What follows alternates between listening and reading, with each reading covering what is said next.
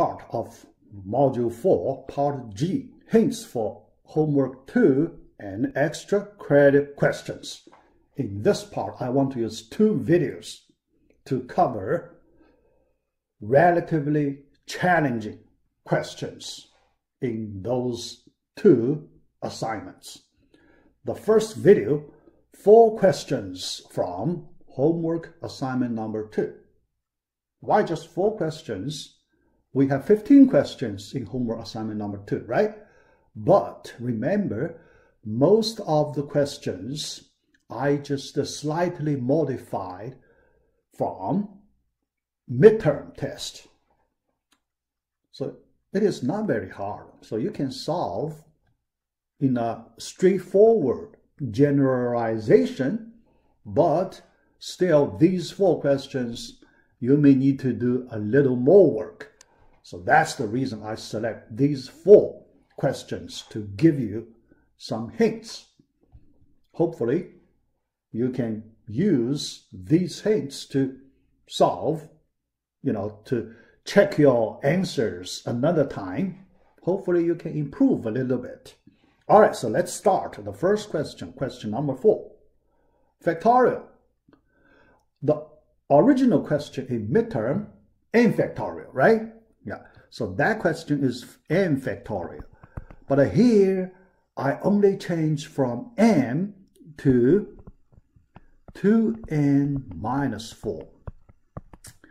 Then I think some of you may feel not easy to handle that 2n minus 4, right? How to handle 2n minus 4?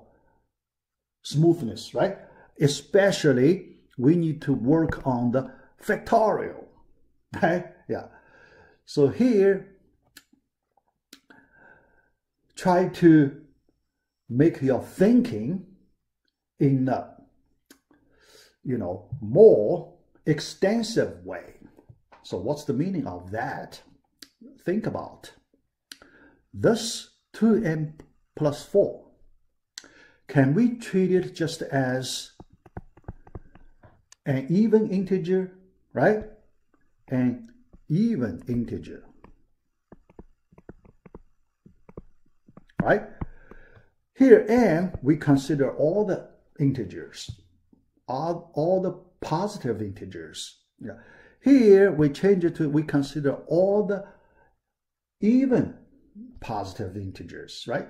Part of the positive integers, or 1/2 of the positive integers, right? Yeah. Even integers. Yeah. So that's the first way we extend our old result a little bit. Second, even integers are part of the positive integers, right?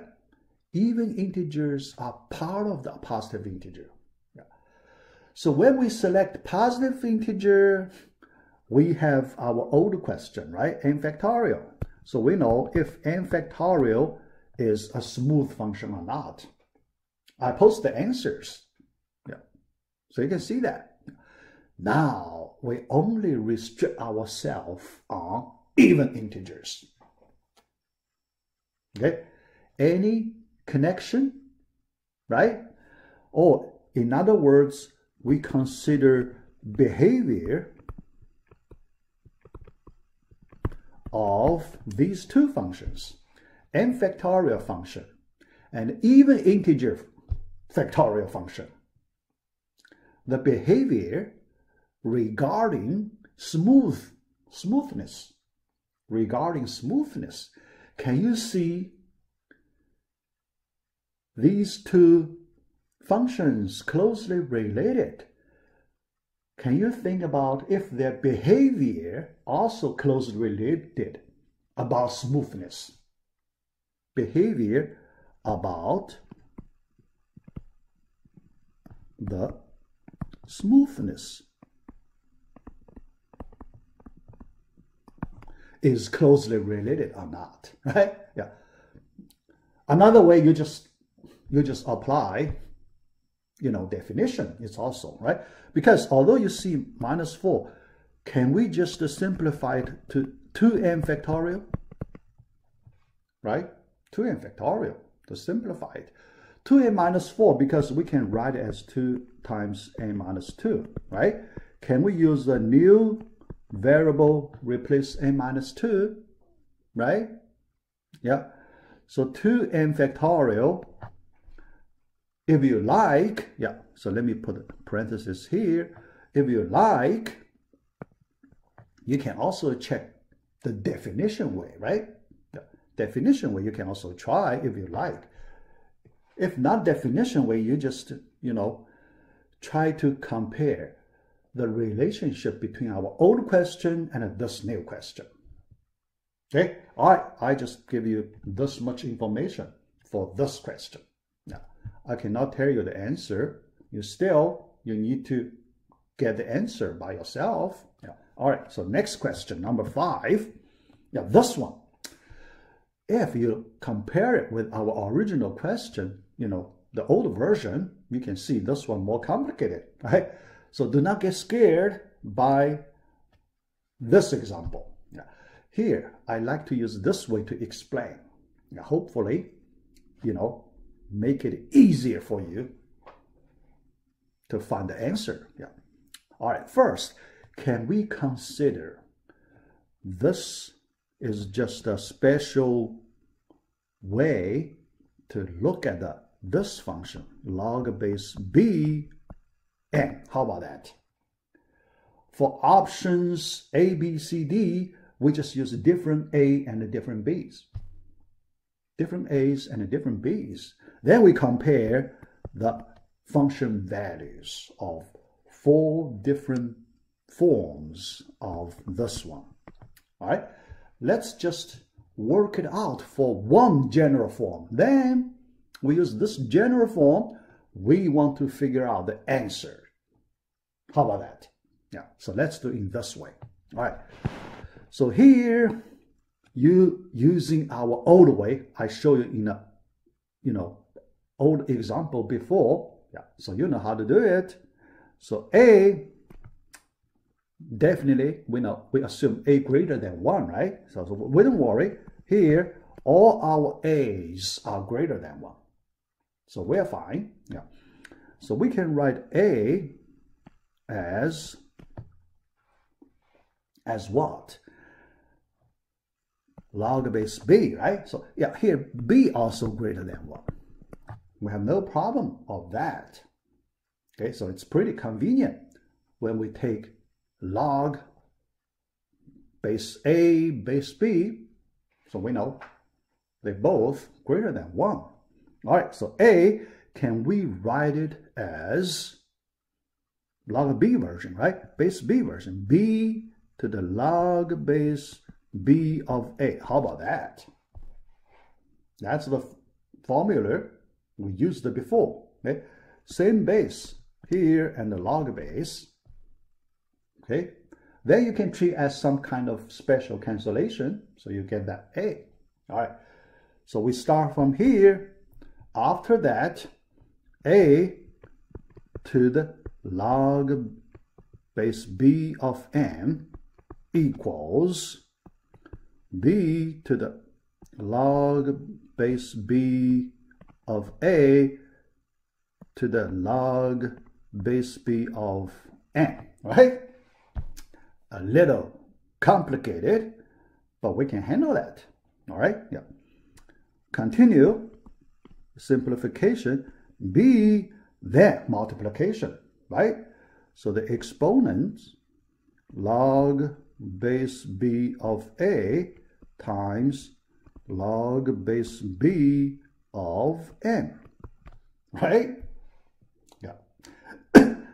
And we can treat this log base B of A as a special constant, right?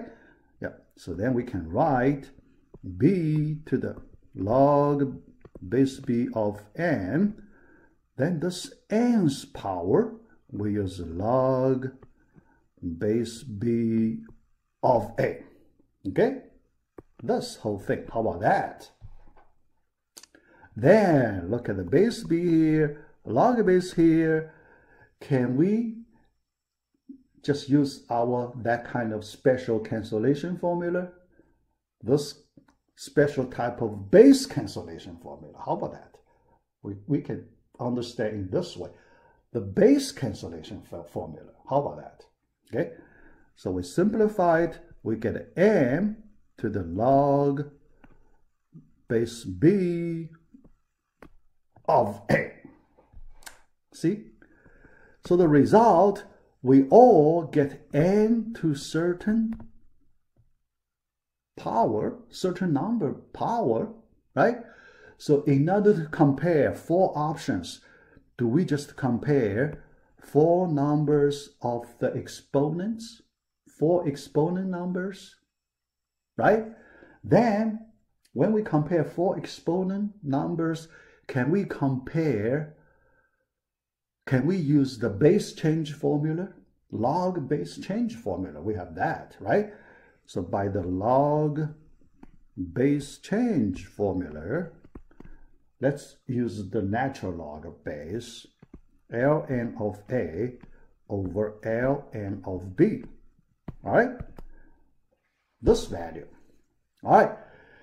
Now, based on the different a's and b's in 4 different options, can you do the comparison using the, natural log of a over natural log of b?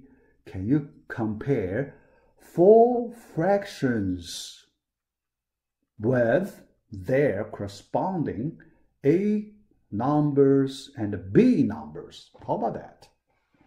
Yeah. In that way, it's much easier to do the comparison, right? Yeah. I hope so you can handle it. Yeah. So if I give you the picture like this one, you can handle it. Yeah. All right. So that's the second question in the hints. First hint video. Third question, number 10, given 6 elements.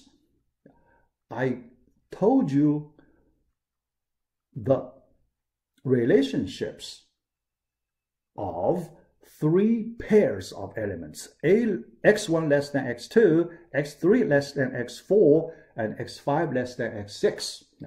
Here we want to find the second smallest element in this array. So what is the minimum number of comparisons to do this? Yeah. So this question about finding second smallest element, because many of our questions relate to this one, second smallest. So here I want to do a general second smallest question, smallest element problem. Then after you understand this general solution, then you can use it to solve any related second smallest element question. Yeah. So here I want to work on the idea about the general second smallest element question. Yeah, question. All right, yeah. Here, in order to, I just explained the idea, so I like to use the concrete example. Here I use 8 elements. How about that? 8 power of 2, so it's a nice number. I can always get pairs of elements, after comparisons, after several rounds of comparisons. All right, so let's do it this way. I just, point out the key idea here. Yeah. When we start, we have 8 elements. So we organize them in pairs. All right, yeah. 4 pairs here we have. Okay, so here we organize these 8 players in a tournament. And then we run tournament style game, elimination type game, competition. All right, suppose the winner, the first round. Yeah, so we organize these 8 players in many different rounds. The first round, X1 winner here, X3 winner, 5, X7. Okay. Assumption. Yeah. Second round, because this time we can organize, also make them in pairs. Okay. Yeah. So X3 1 winner, X5 winner. All right. The last round, only 2 players left. Let us assume X1 is the final winner. All right, yeah. So final winner, we treat it as the smallest element. How about that? The smallest element. Okay. Here you can see after how many games we get a smallest element. We get a winner, A-1, right? Because the winner needs to eliminate N-1 players. N-1 players. Directly or indirectly. Okay. Many other players are eliminated indirectly. For example, X4, X6, X7, X8. They never play against X1, but they are also eliminated by X1 indirectly. So that's also okay, indirectly. All right. Okay. Next. Now we need to find the second smallest. All right. So now, after that step, after we identify the smallest element, now we are ready to identify the second smallest. Okay? Yeah. Here we have to identify the smallest first before we can identify second smallest. Otherwise, the second smallest player will argue, why you call me second smallest? If you cannot identify the first smallest, how can you call me second smallest, right? I may be the first smallest. But after we identify the smallest, then no other elements can argue. I could be the first smallest. Nobody can argue in this way, right? Yeah. So that's why we identify the smallest first with N-1 comparison. Now, then, for the second smallest, we need to select candidates first. What are those qualified candidates for the second smallest? Some of the elements are not qualified. We should eliminate them immediately.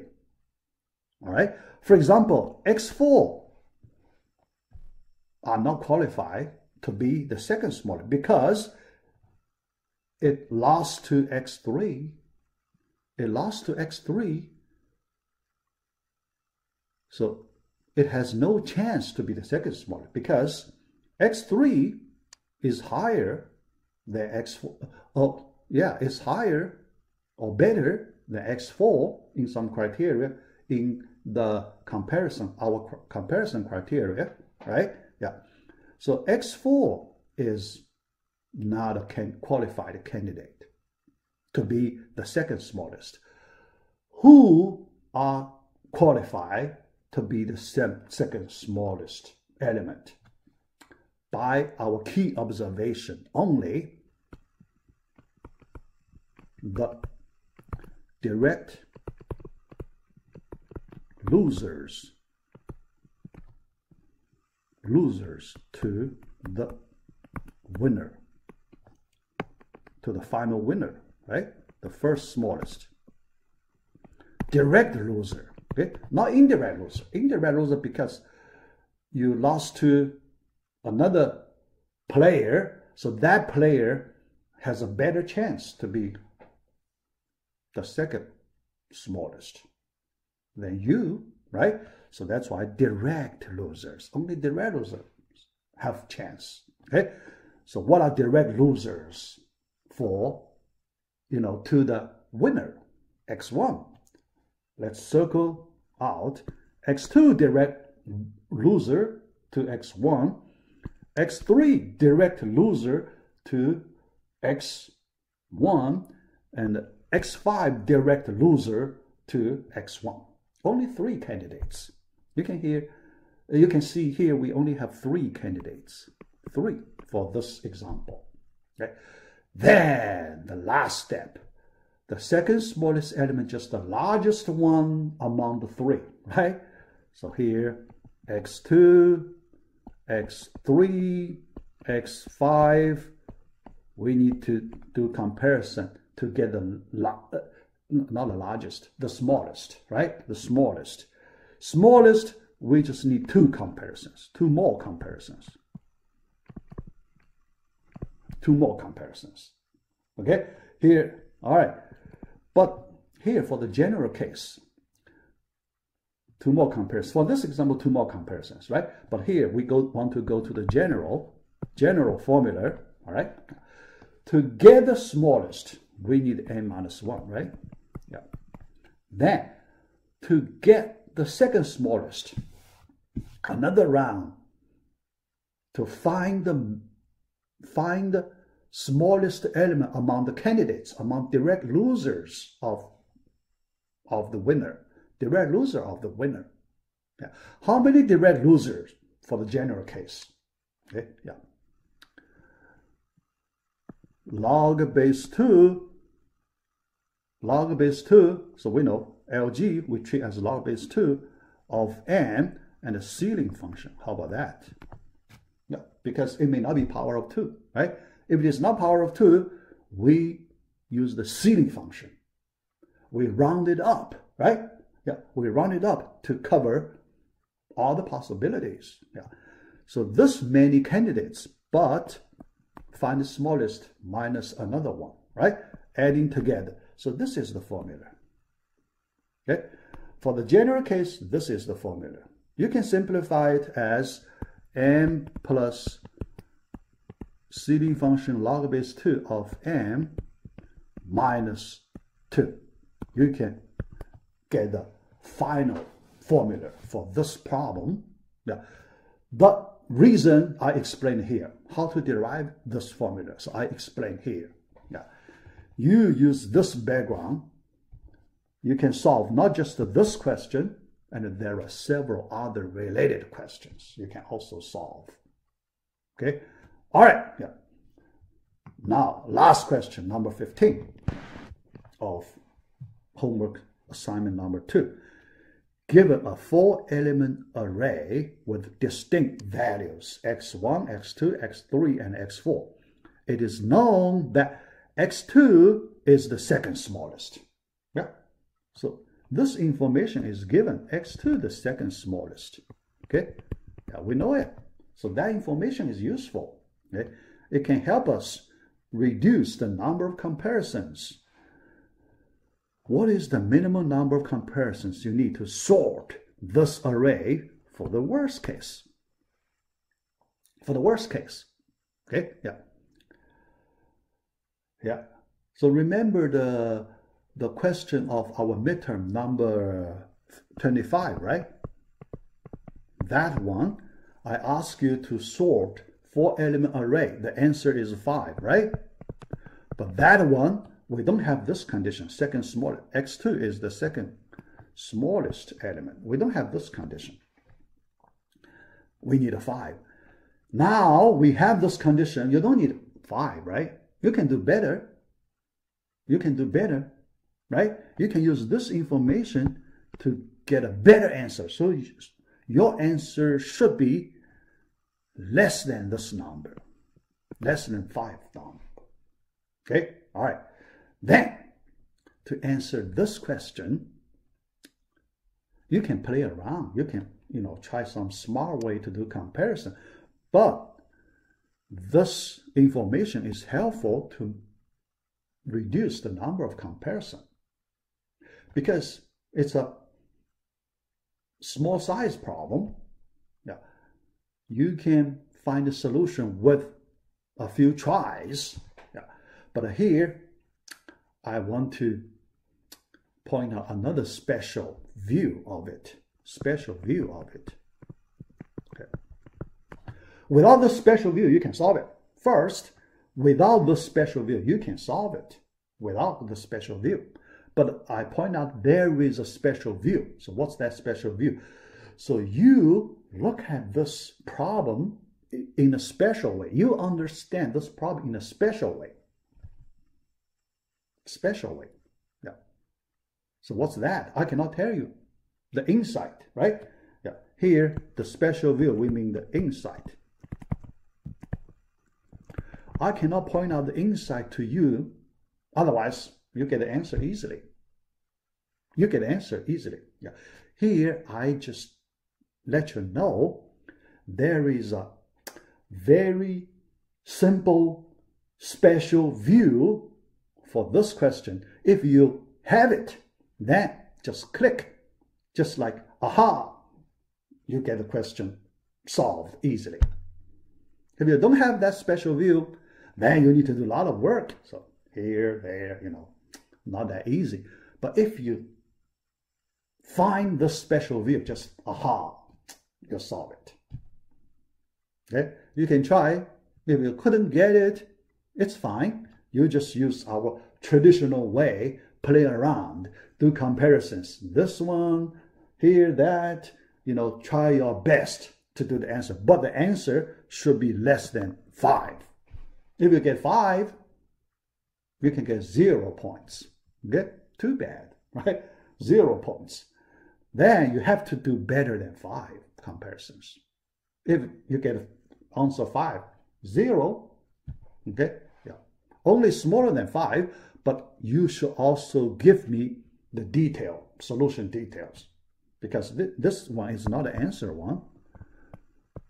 It's not an answer one. It is a solution one, right? I ask you to write the solution out. So you should give me the details. All right, so let me finish all, these selected 4 questions, the hints part. Yeah. In my next video, I will talk about extra credit questions, 5 questions. All right, so let me stop here. Yeah.